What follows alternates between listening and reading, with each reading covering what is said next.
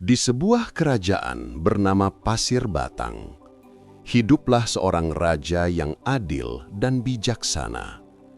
Anakku, kerajaan ini butuh pemimpin berhati tulus. Aku memilih Purbasari. Tidak, aku yang seharusnya menjadi ratu. Ayah tidak adil.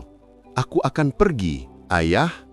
Semoga suatu hari nanti kebenaran akan datang. Di sebuah kerajaan yang damai bernama Pasir Batang, hiduplah seorang raja bijaksana bernama Prabu Tapa Agung. Ia memerintah dengan penuh kasih, dan rakyatnya hidup sejahtera. Sang Prabu memiliki dua putri yang sama cantiknya, namun sangat berbeda sifatnya. Putri sulung bernama Purbararang.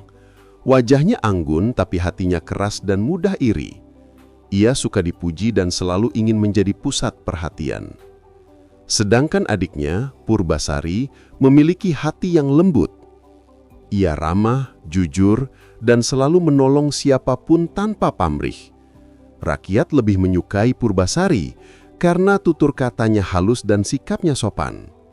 Suatu hari, Prabu Tapa Agung memutuskan untuk menyerahkan tahta kepada salah satu dari mereka. Ia berkata, "Anakku, aku sudah tua. Waktuku untuk beristirahat sudah tiba. Aku ingin menyerahkan kerajaan ini kepada putri yang bijaksana dan berhati tulus." Purbararang sangat yakin bahwa dialah yang akan dipilih. Namun Prabu Tapa Agung justru menunjuk Purbasari sebagai penerus tahta. Kerajaan ini butuh pemimpin yang berhati baik, bukan hanya yang pandai berbicara, ujar sang raja. Purbararang marah besar. Dalam hatinya berkecamuk rasa iri dan benci. Ia tidak rela tahta jatuh ke tangan adiknya yang dianggap lemah. "Tidak mungkin, ayah pasti salah pilih," teriaknya dalam hati. Beberapa hari kemudian, Purbararang mendatangi penyihir jahat dan meminta bantuan untuk menyingkirkan Purbasari. Dengan ramuan sihir, ia membuat wajah adiknya dipenuhi bintik-bintik hitam dan membuatnya tampak sakit. Ia lalu memfitnah Purbasari di hadapan ayahnya, mengatakan bahwa adiknya terkena kutukan karena telah berbuat dosa. Prabu Tapa Agung yang sedih, akhirnya mengasingkan Purbasari ke hutan untuk memulihkan diri. Purbasari pergi dengan hati hancur, namun ia tetap tabah. "Aku yakin kebenaran akan terungkap suatu hari nanti," ucapnya lirih sebelum melangkah ke dalam hutan. Hari-hari Purbasari di hutan berjalan dengan penuh kesabaran. Ia membangun gubuk kecil di tepi sungai dan mencari buah-buahan untuk dimakan. Meski hidup sederhana, hatinya tetap tenang. Ia percaya bahwa setiap cobaan pasti ada hikmahnya. Suatu sore, ketika Purbasari sedang mencuci tangan di sungai, terdengar suara ranting patah di balik semak. Ia menoleh dengan hati-hati. Dari balik pepohonan, muncullah seekor lutung. Seekor monyet berwarna hitam dengan mata caham namun lembut. Awalnya Purbasari terkejut dan sedikit takut. Tapi lutung itu hanya menunduk dan bersuara pelan. "Jangan takut, putri. Aku datang bukan untuk mencelakakanmu." Purbasari terkejut mendengar lutung itu berbicara. Ia belum pernah melihat binatang bisa berbicara sebelumnya. "Siapa kau sebenarnya, wahai lutung yang bisa berbicara?" tanya Purbasari dengan suara gemetar. "Aku hanyalah pengembara yang ingin menemanimu," jawab sang lutung lembut. Sejak hari itu, Purbasari dan Lutung Kasarung menjadi teman baik. Lutung membantu mencari makanan, membuat perapian, dan bahkan melindungi Purbasari dari binatang buas. Setiap malam, Purbasari bercerita tentang masa lalunya di istana, dan Lutung Kasarung mendengarkan dengan sabar. Namun di balik wujudnya yang sederhana, Lutung Kasarung menyimpan rahasia besar. Ia sebenarnya adalah putra dewa dari Kahyangan yang diturunkan ke bumi karena kesalahan di masa lalu. Hanya dengan menolong manusia berhati suci, ia bisa kembali ke langit. Suatu malam, Lutung Kasarung memejamkan mata di bawah sinar bulan. Ia memanjatkan doa kepada Sang Hyang Tunggal. "Ya Hyang Agung, beri aku kekuatan untuk menolong gadis berhati murni ini." Keesokan harinya, ajaib. Di sekitar gubuk tumbuh taman indah dengan bunga warna-warni, air jernih, dan pepohonan berbuah manis. Purbasari terkejut dan bahagia. Ia tidak tahu bahwa semua itu hasil kesaktian Lutung Kasarung. "Terima kasih Lutung, kini tempat ini seperti surga kecil," katanya sambil tersenyum. Lutung hanya tersenyum tanpa berkata apa-apa.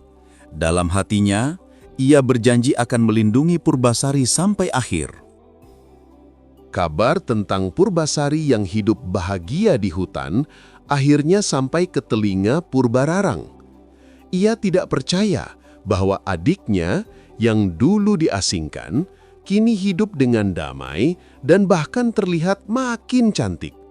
"Tidak mungkin, aku harus melihat sendiri," serunya dengan marah. Purbararang bersama tunangannya, Indrajaya, pergi menuju hutan. Di sana, mereka menemukan Purbasari tinggal di tempat indah, dikelilingi taman ajaib dan hewan-hewan yang jinak. Purbararang terkejut melihat adiknya tampak berseri-seri dan penuh kebahagiaan. "Bagaimana bisa kau hidup sebaik ini di hutan?" tanya Purbararang dengan nada sinis. "Aku hanya berusaha bersyukur dan percaya pada Tuhan," jawab Purbasari lembut. Namun, rasa iri di hati Purbararang kembali membara. Ia menantang Purbasari untuk membuktikan siapa yang lebih pantas menjadi ratu. "Kalau kau merasa lebih baik dariku, mari kita buktikan. Siapa yang paling cantik, siapa yang punya kekasih paling tampan, dan siapa yang paling beruntung, dialah yang pantas jadi ratu." Purbasari tidak ingin bertengkar, tetapi ia menerima tantangan itu dengan hati tenang. Purbararang segera berdiri di depan cermin besar yang dibawa Indrajaya. Ia memperlihatkan wajahnya yang putih dan berhiaskan perhiasan emas. "Lihat, siapa yang lebih cantik?" katanya penuh percaya diri. Namun semua hewan di hutan berbisik memuji kecantikan Purbasari yang alami dan lembut. Cahaya mentari pun seolah memantulkan kehangatan di wajahnya. Purbararang mulai kesal. "Kau mungkin cantik, tapi kekasihmu pasti bukan siapa-siapa," ejetnya. "Di mana kekasihmu, Purbasari?" Purbasari menunduk malu. Ia tidak punya kekasih seperti Indrajaya.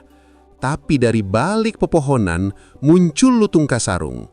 Ia berjalan perlahan mendekati mereka. Purbararang dan Indrajaya tertawa berbahak-bahak. "Jadi ini kekasihmu, seekor monyet? Betapa memalukan." Namun Purbasari tidak marah. Ia hanya memegang tangan Lutung dengan lembut. Dia memang bukan manusia, tapi dia berhati mulia.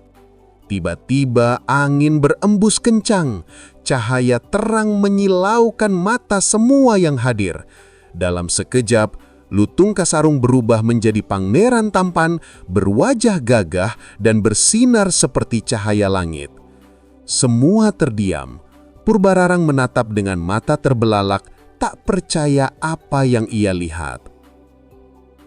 Cahaya ajaib itu memudar perlahan, meninggalkan sosok pangeran tampan yang berdiri di hadapan mereka semua. Rambutnya hitam legam, matanya tajam namun penuh kebaikan, dan tubuhnya bersinar dengan cahaya dari kayangan. Semua orang terpana, termasuk Purbararang dan Indrajaya yang kini terdiam ketakutan. Siapa kau sebenarnya?" tanya Purbararang dengan suara bergetar. Pangeran itu tersenyum lembut. "Aku adalah Lutung Kasarung, putra dewa yang turun ke bumi untuk menebus kesalahan. Kini, berkat kebaikan hati adikmu, aku terbebas dari kutukan." Purbasari terharu. Ia menatap sahabatnya itu dengan mata berkaca-kaca. "Kau menolongku tanpa pamrih. Aku berhutang segalanya padamu." Lutung Kasarung menunduk rendah. "Tidak, putri. Justru ketulusanmu lah yang menyelamatkanku." Purbararang yang menyaksikan semuanya mulai menyadari kesalahannya. Rasa malu dan penyesalan menyelimuti hatinya. Ia berlutut di hadapan Purbasari. "Adikku, maafkan aku. Aku iri, jahat, dan menyesal telah mencelakaimu. Kau pantas menjadi ratu." Purbasari mendekat dan mengangkat kakaknya dengan lembut. "Kakak, aku memaafkanmu. Dendam hanya akan menambah luka. Mari kita hidup dalam kedamaian." Semua yang hadir menunduk haru. Langit menjadi cerah dan burung-burung berkicau riang. Purbasari dan Lutung Kasarung kembali ke kerajaan, diiringi cahaya indah dari hutan. Rakyat bersorak menyambut mereka.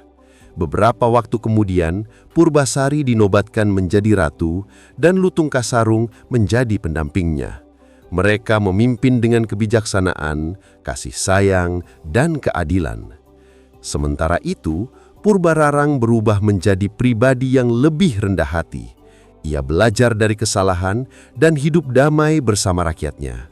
Kerajaan Pasir Batang pun hidup sejahtera, dipenuhi cinta dan kedamaian. Dan legenda Lutung Kasarung terus diceritakan turun-temurun sebagai pengingat bahwa kebaikan hati dan pengampunan lebih berharga dari segalanya.